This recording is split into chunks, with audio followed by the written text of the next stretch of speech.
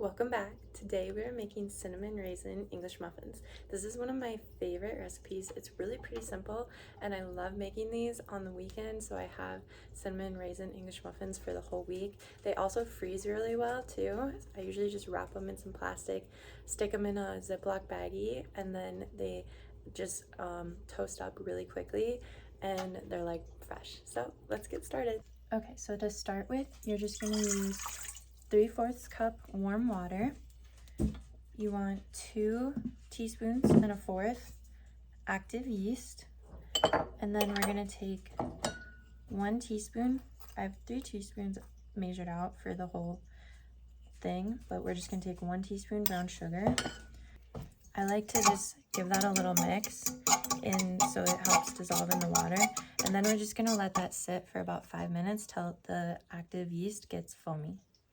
Next, you'll be needing 3/4 cup warm milk. So I'm just going to pop this in the microwave for about 30 seconds till it reaches a little bit warmer than like room temp. And then you'll also want 3 tablespoons melted butter. So I just popped this in the microwave for about 30 seconds. It didn't even take that long and it just melts real quick. Okay, so now you can see how that got all foamy. So now we're going to add the rest of our ingredients. We're going to add the warm milk, the melted butter, the 2 tablespoons brown sugar. We'll add 1/2 teaspoon of salt, and then we want a tablespoon of cinnamon, and we'll add 3 cups of flour. And then also don't forget the raisins. I do about 3/4 cup of raisins. Next, we're going to mix this together, and I just usually start on a low speed, and then slowly you can go to about a medium speed. And then I like to just kind of scrape down all the flour on the sides every once in a while just to get it all mixed in together. Okay, so you want to go till you have kind of this like shaggy dough. Everything's mixed in. If your dough is a little too wet, you can add a little bit more flour, just like a tablespoon at a time, or you can add more water if it is too dry. So my dough is just a little bit too wet, so I'm just gonna add a little bit more flour and mix this in with my hands.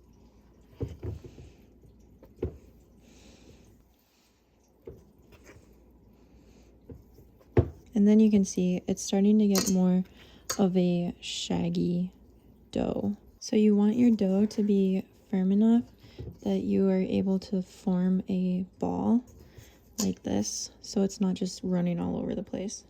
Okay, so now we're going to cover the bowl with just a little bit of plastic, or you could use a clean dish towel as well. And then we're going to let this sit for about an hour for the dough to double in size. Okay, so it's been about an hour, and look how beautiful that looks. It doubled in size, and it looks really good. So we're gonna dump this out on the counter.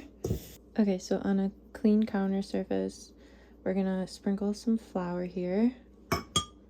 Then we're gonna dump the dough out onto the counter, and we'll shape it into a sort of a ball. Okay, so you just kind of want to make sure you have some flour on your hands, and then we're just going to form this into a nice uniform ball.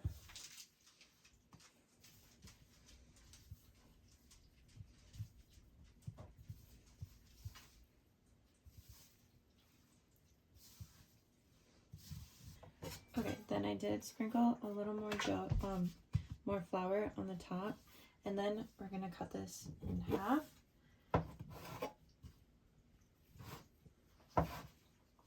And then 4ths, and then those 4ths in half as well. So you're cutting it into 8 pieces.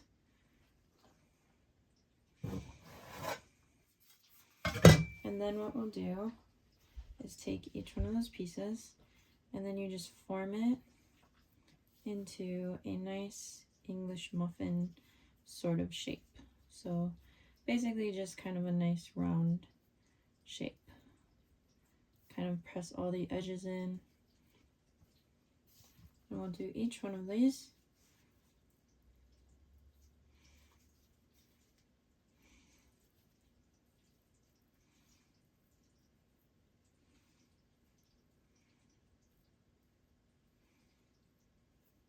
Okay, so now we have them all nicely shaped, and you can leave them kind of spread out, and we're just going to cover them with some plastic again, and then we will let them rest for about 30 minutes, and they'll get a little puffed up again.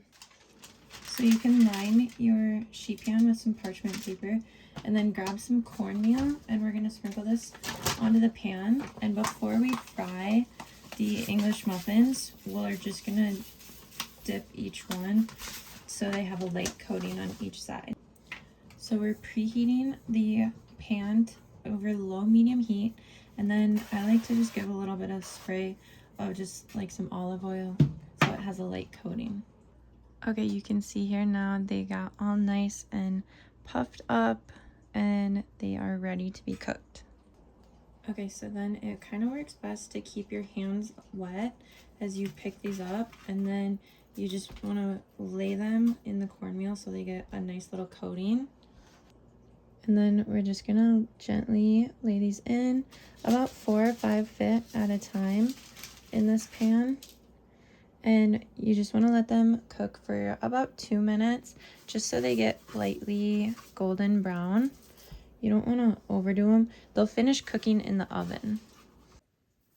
As they're cooking, I kind of like to just give them a little turn like this so that they cook evenly, because the pan's a little bit bigger than the burner, and so a lot of the times the insides get a little bit more golden than the outer edges. And so then by just turning them a little bit, then it helps the whole edges, all the outer edges, get more evenly golden brown. And then we'll just give them a little flip.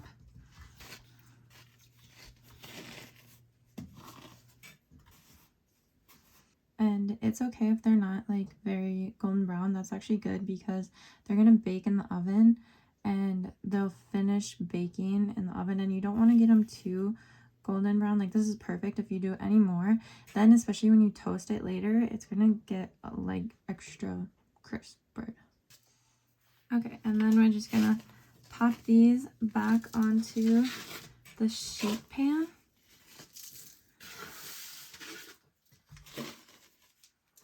Okay, now we're just gonna pop this pan in the oven for about 10 minutes so they can finish baking. Okay, and here they are done baking from the oven. They are so puffed up and look so beautiful. They look so yummy. So now I'm just gonna let them cool on the rack there. I'll leave them on the pan for a minute or two, and then I'll just place them on the parchment paper on the rack to cool completely. So then I basically just kind of shimmy the parchment paper onto that cooling rack, and then I'll just leave them there to cool for probably like 30 minutes to an hour even. And you can eat them. I mean, you can eat one right now if you want. They're really nice and warm, and they are honestly so delicious. Spread a little bit of butter on it. You can just poke a fork into the sides and it will just pull apart, separate like a English muffin does. And then if you want to store them for later, I just usually put them in like a big Ziploc bag.